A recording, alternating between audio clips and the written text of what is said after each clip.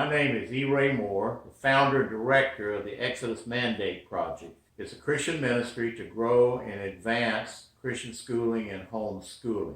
Additionally, I'm the chairman of the board for publicschoolexit.com, which also has a mission to advance Christian schooling and homeschooling. I launched the Exodus Mandate Project in 1997. 2 years later, I discovered this book by Gresham Machen entitled Education, Christianity, and the State. These are essays, sermons, and lectures that he gave in the 1920s and 1930s. He died in 1937, so this was published 50 years after his death. I felt like I had dug up a gold mine in my backyard. Here was a leading Protestant theologian of that era making the case for the Exodus Mandate in the 1920s and 1930s. Machen was Francis Schaeffer's teacher, the great apologist in our day. This book has chapters entitled Christianity and Culture, Reforming the Government Schools, which we believe can't be done,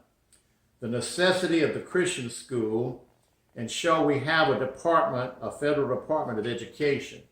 In 1926, the Congress was going to put in a federal department of education. He went down to Congress and spoke vehemently against it. And it was only in 1978 under Jimmy Carter, 50 years later, that we got our federal department of education. Machen was a seminal theologian of his day, and he's got a lot to say to us today. He makes the comment, false ideas are the greatest obstacles to the reception of the gospel. We may preach with all the fervor of a reformer and yet succeed in only winning a straggler here and there if we permit the whole collective thought of the nation to be controlled by ideas which, by the resistless force of logic, prevent Christianity from being regarded as anything more than a harmless delusion.